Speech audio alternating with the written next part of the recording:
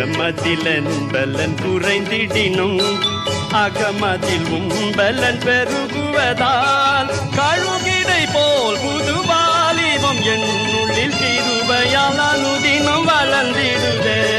கழுகினை போல் புதுவாலிபம் என்னுள்ளில் கிருபையால் அனுதினம் வளர்ந்திடுதே.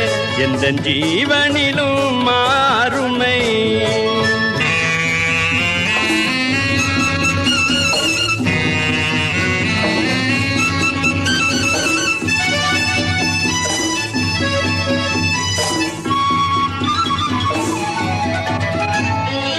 கோதுமை மணி மண்ணில் மாய்வது போல் சேவையில் ஜீவனை ஊற்றிடினும் தேவனின் கிருபையின் ஊற்றனில் பாய்வதால் சோராது நிறைபல நீந்திடுவே.